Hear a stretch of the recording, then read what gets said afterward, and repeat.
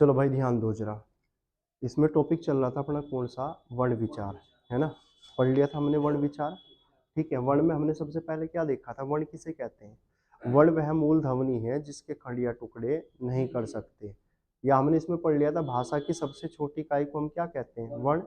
यही तो पढ़ा था। और हिंदी में कुल वर्णों की संख्या कितनी पड़ी थी, 52 होते हैं हिंदी में कुल वर्ण।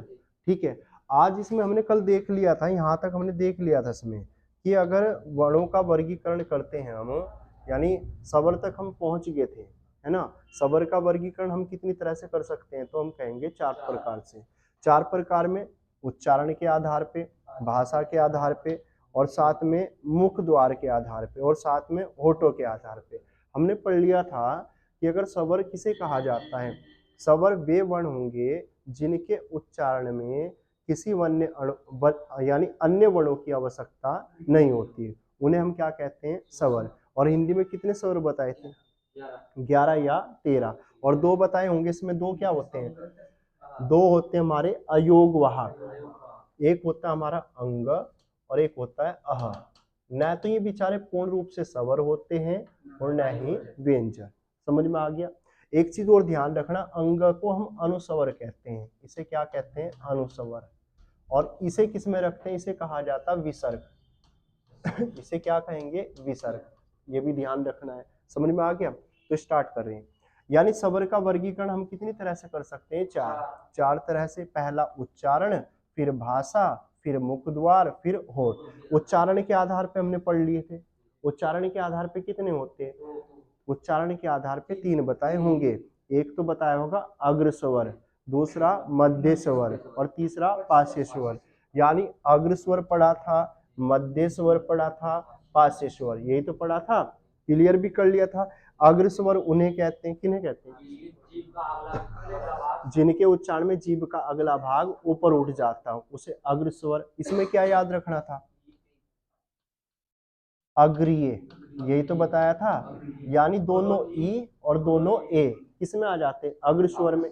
मध्य स्वर पढ़ा था, मध्य स्वर में केवल क्या, अ आता है।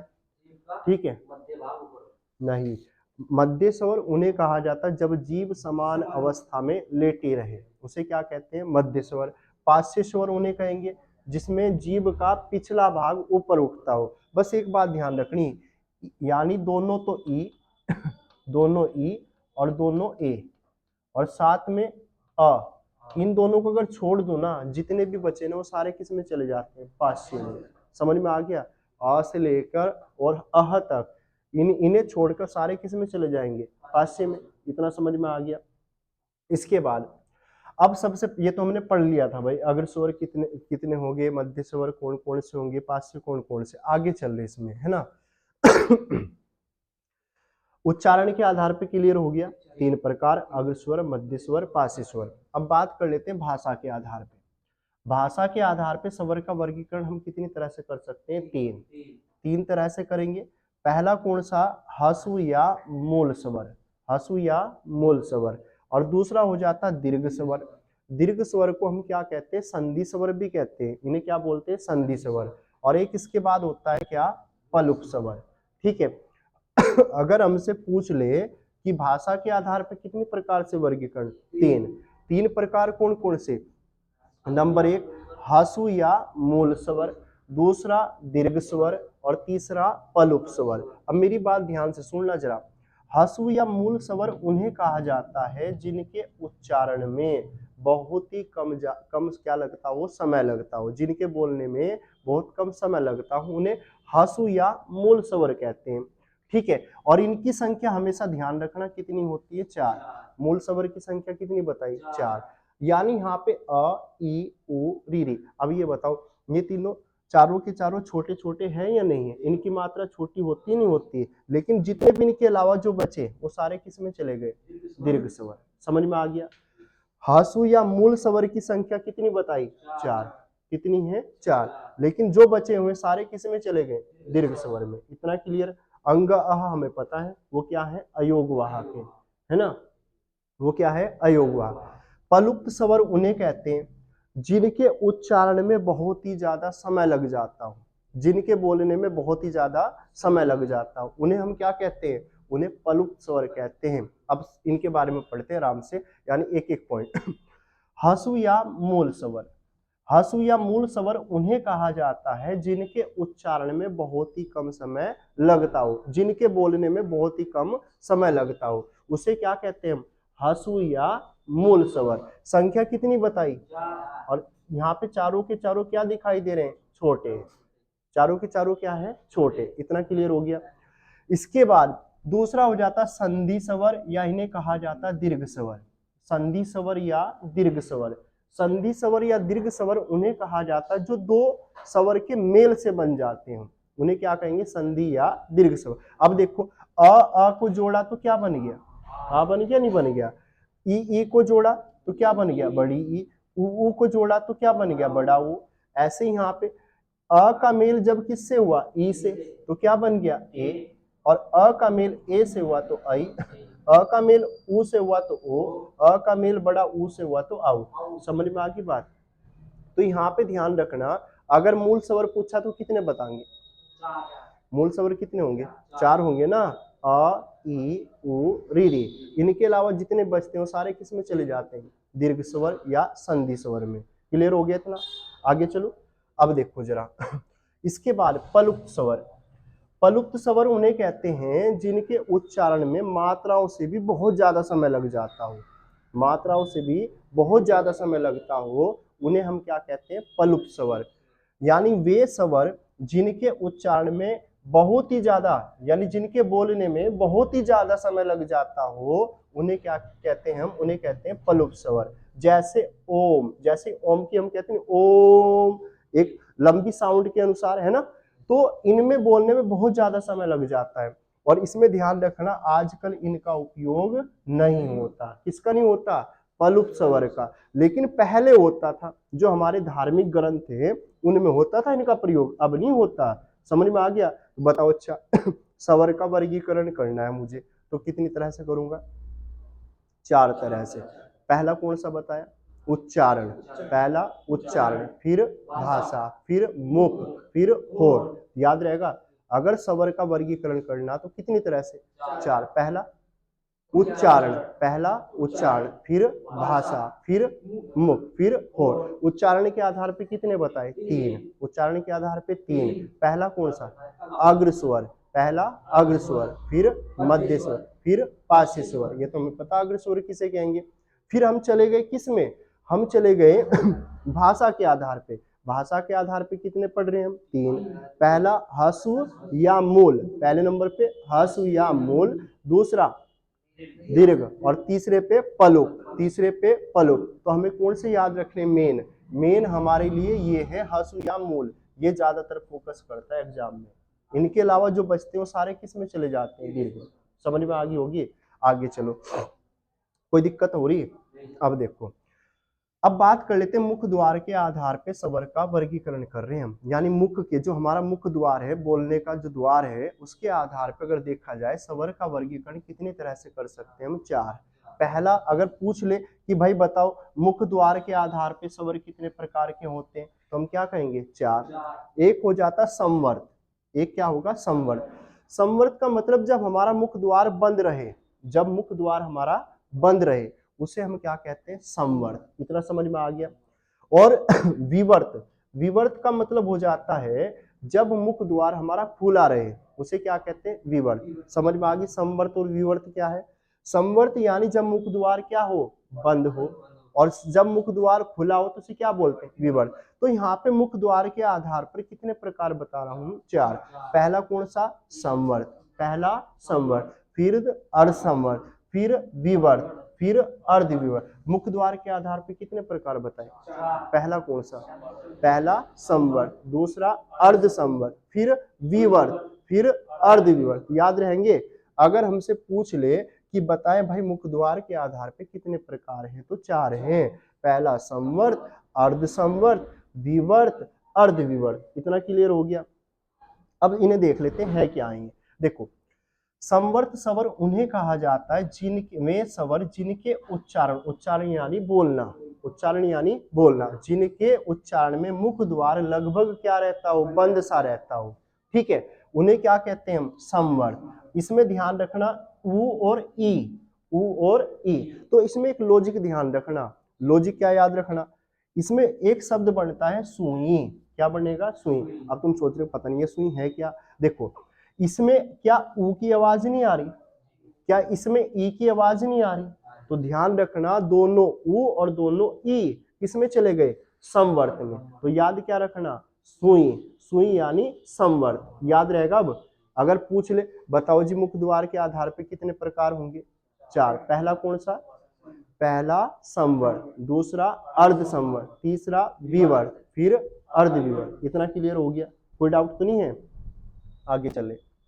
इसके बाद संवर्त क्लियर हो गया, संवर्त में क्या याद रखना, सुई। ठीक है, अर्ध संवर्त की बात कर लेते हैं। अर्ध संवर्त क्या होते हैं, अर्ध संवर्त उन्हें कहा जाता है जिनके उच्चारण में मुख द्वार लगभग यानी आधा हमारा क्या हो, बंद हो। भाई देखो इसमें याद क्या रखना, इसमें याद रखना ओए, क्या याद रखना, ओए। अब दो तो याद हो ही जाएंगे। अगर मैं कहने लगूं संवर्त में बताओ जी, संवर्त में सुई, यानी तुम कहोगे दोनों ई आ जाती है और दोनों ओ आ जाते हैं, क्लियर हो जाएगा। दिक्कत नहीं लेनी इसमें बिल्कुल भी, ये याद हो जाएंगे ऐसे। ठीक है, अगर वैसे अलग अलग करके पढ़ेंगे तो याद नहीं होते हैं। तो संवर्त में सुई, अर्ध संवर्त में ओए, क्या याद रखेंगे, ओए, ओ और ए, याद रहेगा। और अब इसके अलावा विवर्त, विवर्त उसे कहा जाता है जब मुख द्वार हमारा पूरा खुल जाए। जैसे यहाँ पे क्या क्या बोल दिया, तो मुख द्वार पूरा खुल गया, नहीं खुल गया, है ना। तो विवर्त का मतलब मुख द्वार का खुल जाना। संवर्त में क्या याद रखना, संवर्त में सुई, संवर्त में सुई यानी उ और ए। और अगर अर्ध संवर्त में कहा ओए, ओ और ए। और अगर कहता है विवर्त में मैं बात करूं, विवर्त में याद रहना चाहिए। विवर्त किसे कहते हैं, जिनके उच्चारण में मुख द्वार पूरा खुल जाता हो। इतना क्लियर हो गया। अब जो भी बचे इनके अलावा, जो भी बचे उनके अलावा वो सारे किस में आते हैं, अर्ध विवर्त में।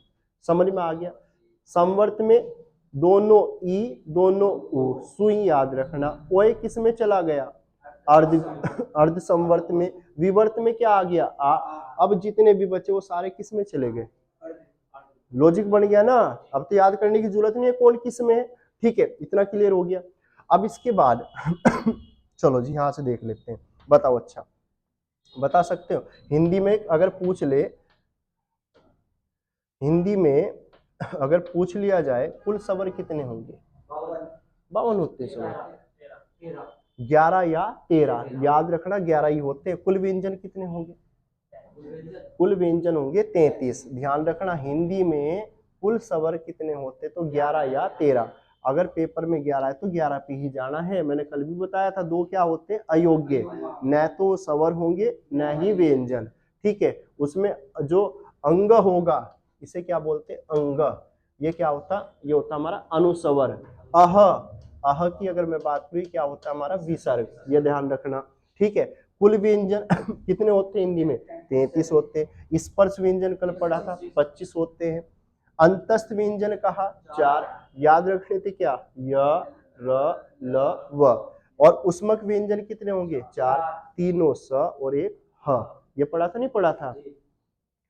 संयुक्त व्यंजन की बात करूं तो संयुक्त व्यंजन कितने होंगे, संयुक्त व्यंजन 4, अक्ष, त्र, अज्ञ और स्वर, ये याद रखना है। ठीक है, अब इसके दूसरे पार्ट में चल रहे हैं ना इतना तो समझ में आ गया ना। अब हमने यहाँ पे पढ़ लिया अगर स्वर का वर्गीकरण करें तो कितनी तरह से, 4। पहला उच्चारण, फिर भाषा, फिर मुख। मुख के आधार पे पढ़ लिया हमने, मुख के आधार पे कितने, 4। पहला कौन सा, संवर्त, अर्ध संवर्त, विवर्त और अर्ध विवर्त। अगर संवर्त में क्या याद रखना, सुई, संवर्त में सुई, विवर्त में, अर्ध संवर्त में ओए, अर्ध संवर्त में ओए। और अगर पूछ ले विवर्त में बाकी सारे किस में, अर्ध विवर्त में, याद रहेंगे। चलो जी आगे चल ले दूसरे पार्ट में ठीक है, अब ये वाला रह रहा था, इसे कंप्लीट कर दे फिर से रोक लेंगे, है ना। चलो जी, अब हमने ये तो देख लिया, स्वर पे हम चल रहे थे, स्वर का वर्गीकरण 4 तरह से कर सकते हैं। अब ध्यान देना जरा, अगर होठों के आधार पे देखें, होठों के आधार पे देखें, होठों की आकृति के आधार पे देखें कि स्वर कितने प्रकार के होंगे, तो दो प्रकार के होंगे। दो प्रकार के कौन कौन से होंगे जी? एक को कहा जाता आवर्तमुखी और दूसरे को वरतमुखी। अब ये क्या बोला है, आवर्त और वरतमुखी? आवर्तमुखी उन्हें कहते हैं जब हम इन्हें बोलते हैं ना तो हमारे होठ गोलाकार नहीं होंगे, हमारे होठ गोलाकार नहीं होंगे, उसे क्या कहते हैं? आवर्तमुखी। और जिनके उच्चारण में होठ हमारे क्या हो जाए? गोलाकार, उसे क्या कहते हैं? वरतमुखी। समझ में आ गई बात? तो यहाँ पे अगर मैं कहूं होठों के आधार पे कितने प्रकार? दो। कितने प्रकार? दो। आवर्तमुखी और वरतमुखी। आवर्तमुखी और वरतमुखी। आवर्तमुखी किसे कहते हैं? आवर्तमुखी स्वर में स्वर होंगे जिनके उच्चारण में हमारे जो होठ हैं वो क्या है? गोलाकार नहीं होते, गोलाकार नहीं होते, उसे क्या कहते हैं? आवर्तमुखी। जैसे कहा आ क्या हमारे जो होठ है क्या गोलाकार हो रहे हैं? वो ई कहा, बड़ी ई, ए, आई, बताओ क्या हुए क्या? लेकिन वरतमुखी उसे कहेंगे जिनके उच्चारण में होठ हमारे क्या हो जाए? गोलाकार। जैसे जिनके उच्चारण में हमारे होठ क्या हो जाए? गोलाकार, उन्हें क्या बोलते हैं? वरतमुखी। अब जैसे कहा ऊ, करते नहीं ऊ, है ना, होठ अपने आप हो रहे ना गोल, ऐसे कहा बड़ा ऊ, होठ गोलाकार हो रहे। ऐसे ओ कहा, औ कहा, ओ कहा, ओ, तो ये भी तो क्या गोलाकार हो रहे नहीं हो रहे? तो जिनके उच्चारण में होठ गोलाकार हो जाए तो उसे क्या कहते हैं? वरतमुखी। और जो ना हो आवर्तमुखी। समझ में आ गया? स्वर का वर्गीकरण हमें कितनी तरह से कर दिया? 4। 10 बार देख लेना अच्छे से, बिल्कुल टॉपिक को अच्छे से पढ़ के चलना और साथ में ऑब्जेक्टिव जरूर लगाना। जब लगाते जाना, अभी से शुरू कर देना, ठीक है? टॉपिक अपने आप मजबूत होता चले जाएगा, ठीक है? अगर कहीं दिक्कत होगी तो मेरे से पूछना, फिर इसे भी कर देते हैं थोड़ा सा, है स्वर कंप्लीट। इसके बाद बात करें व्यंजन, ठीक है? व्यंजन किसे कहा जाता? पहला क्वेश्चन, व्यंजन उन्हें कहा जाता है, वे वर्ण होंगे व्यंजन जिनके उच्चारण में हमें स्वर की सहायता लेनी पड़े, उन्हें हम क्या कहते हैं? व्यंजन। यानी व्यंजन वे वर्ण होंगे जिनके उच्चारण में स्वर की सहायता लेनी पड़े। यानी क से लेकर और भाई कहाँ तक चले जाओ? अज्ञ तक, तो सब में लास्ट में अ की आवाज जरूर मिलेगी। ये ऐसे हैं, ये डिपेंडेबल किस पे हैं? स्वर पे। ये स्वर के बिना बोले नहीं जाते। अज्ञ, अ की आवाज नहीं आती लास्ट में। हाँ, तो ये ऐसे हैं कि हम क्या करेंगे? बिना स्वर के हम इन्हें बोल ही नहीं सकते, उच्चारित कर ही नहीं सकते। तो ध्यान रखना, वह वर्ण जिनके उच्चारण में स्वर की आवश्यकता हो, बोलने में स्वर की आवश्यकता हो, उन्हें हम क्या कहते हैं? व्यंजन। और व्यंजनों का वर्गीकरण हमने पहले भी पढ़ा। व्यंजनों का वर्गीकरण कितनी तरह से कर सकते हैं हम? तो ध्यान रखना, यानी निम्न प्रकार से कर सकते हैं। पहले क्या? स्पर्श व्यंजन, मैंने पहले भी बताया। स्पर्श व्यंजन उन्हें कहा जाता है जब जीव हमारे मुख के अंदर कुछ ना कुछ क्रिया प्रतिक्रिया करती हो, उसे हम क्या कहते हैं? स्पर्श व्यंजन। संख्या कितनी? 25। आगे पढ़ेंगे, घबराओ ना, आगे पढ़ेंगे इनके बारे में डिटेल पूर्वक, सारी चीज समझा दूंगा, ठीक है?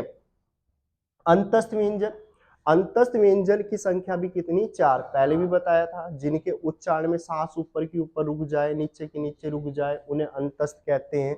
उष्मक, उष्मक उन्हें कहा जाता है जब मुख से क्या गर्म वायु बाहर निकलती हो, उसे उष्मक। मैंने बताया था तीनों स और एक ह आ जाता है, ठीक है? संयुक्त व्यंजन, इनकी संख्या 4 होगी, इन्हें डिटेल पूर्वक पढ़ेंगे आगे। अयोग वाहक व्यंजन 2 होंगे। दिगु व्यंजन कितने? 2। इतना समझ में आ गया? अब बात कर लेते हैं यहाँ पे, थोड़ा सा मेन पॉइंट है ये वाला, मेन पॉइंट है ये वाला करेंगे कल, क्योंकि इसमें अगर मैं अभी कराऊंगा इसे तो ये ओवरलैप मार जाएगा, समझ में आने का नहीं, ठीक है? इसे फिलहाल यहीं रोक रही है, ठीक है? ओके।